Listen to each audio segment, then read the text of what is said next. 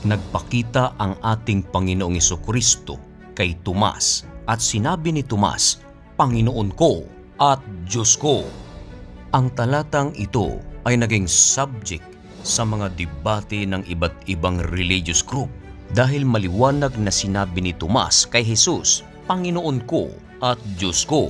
Dahil sa talatang ito, lumalabas na ang Panginoong Jesucristo ay Diyos. Meron din namang mga kumukontra dito.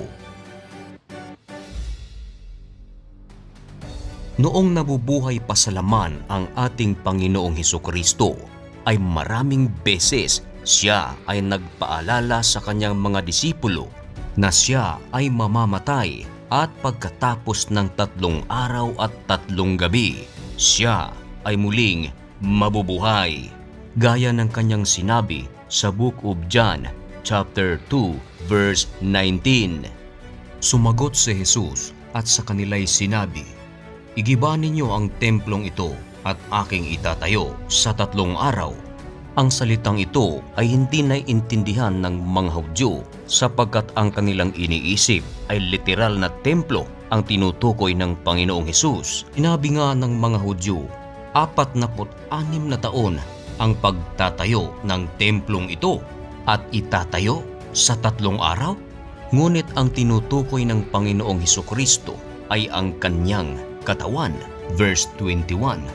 Datapwat sinasalita niya ang tungkol sa templo ng kanyang katawan.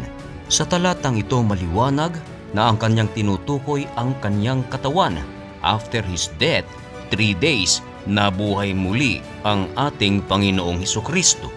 Isang araw, ng unang araw ng sanglinggo, nang magtungo si Maria Magdalena sa libingan ng Panginoong Hesukristo, ay naalis na ang bato at wala na nga ang Panginoong Hesukristo sapagkat siya ay nabuhay na. Nang unang araw nga ng sanglinggo ay naparoong maaga sa libingan si Maria Magdalena talang madilim pa at nakita ang bato na naalis na sa libingan.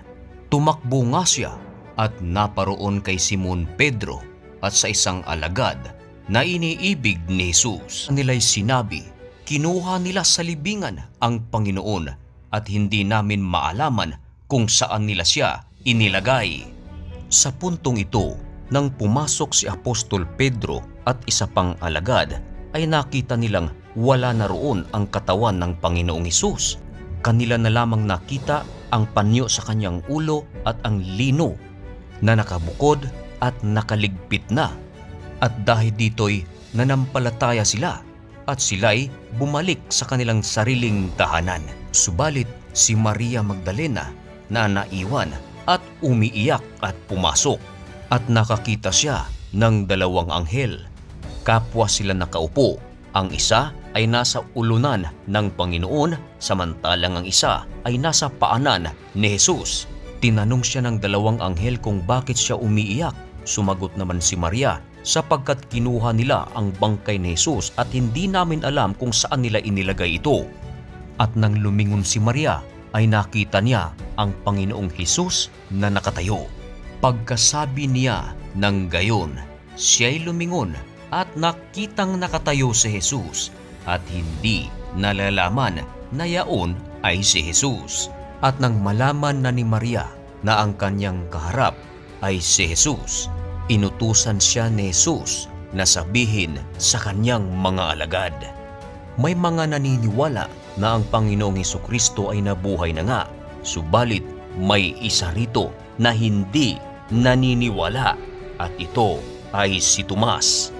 Kaya pumaroon agad si Maria Magdalena at ibinalita sa kanyang mga alagad. John 20:18. Naparoon si Maria Magdalena at sinabi sa mga alagad, "Nakita ko ang Panginoon," at kung paanong sinabi niya sa kanya ang mga bagay na ito. At nang nagkahapon na sa gayon ding araw, sa unang araw ng sanglinggo ay napakita nga ang Panginoong Hesus sa kanyang mga alagad. Sa pagkakataong ito, upang talagang maniwala ang kanyang mga alagad, ay ipinakita ni Jesus ang mga butas sa kanyang kamay. At nang masabi niya ito, ay kanyang ipinakita sa kanila ang kanyang mga kamay at ang kanyang tagiliran. Ang mga alagad nga'y nangagalak nang makita nila ang Panginoon. Subalit sa puntong ito, isa sa mga alagad ng Panginoong Hesukristo ay absent o wala sa pagtitipon at ito ay si Tomas. Ngunit si Tomas, isa sa 12 na tinatawag na Didimo, ay wala sa kanila nang dumating si Jesus. At nang siya ay binalitaan ng mga kapwa-alagad na nabuhay na nga ang Panginoong Hesukristo, si Tomas ay hindi naniniwala at sinabi niya ang mga salitang ito. Sinabi nga sa kanya ng ibang mga alagad, "Nakita namin ang Panginoon." At sinabi niya sa kanila, "Malibang aking makita sa kanyang mga kamay ang butas ng mga pako, at maisuot ko ang aking daliri sa butas ng mga pako, at maisuot ko ang aking kamay sa kanyang tagiliran, ay hindi ako sasampalataya." Talagang si Tomas ay to see is to believe. At pagkaraan ng 8 araw ay muling nasa loob ng bahay ang kanyang mga alagad, at kasama nila si Tomas dumating si Jesus. Nang nangapipinid ang mga pinto ay tumayo sa gitna at sinabi, "Kapayapaan ang sumainyo." Sa puntong ito ay nilapitan diretso ng Panginoong Hesukristo itong hindi sumasampalataya na si Tomas. Nang magkagayoy sinabi niya kay Tomas, "Idaiti mo rito ang iyong daliri, at tingnan mo ang aking mga kamay, at idaiti mo rito ang iyong kamay, at isuot mo siya sa aking tagiliran, at huwag kang di mapanampalatayahin, kundi mapanampalatayahin." At ito naman ang iconic na sagot ni Tomas. Sumagot si Tomas at sa kanya'y sinabi, "Panginoon ko at Diyos ko." Dito ngayon nagkagulo ang maraming mga sekta.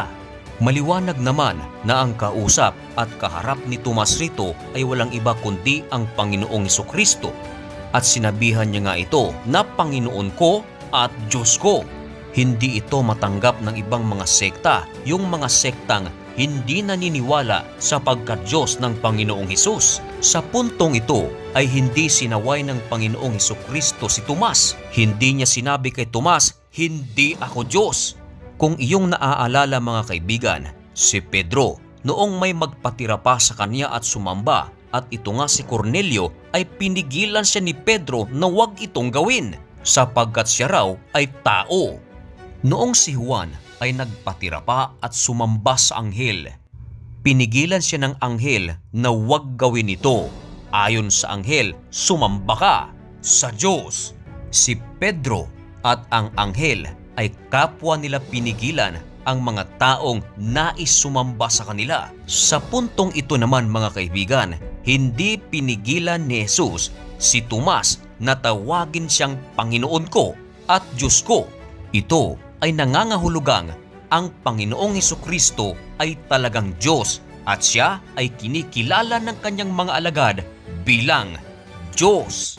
Kung kayo ang tatanungin, mga kaibigan, naniniwala ka ba na ang Panginoong Hesukristo ay Diyos, o kaya naniniwala ka na ang Panginoong Hesukristo ay tao lang?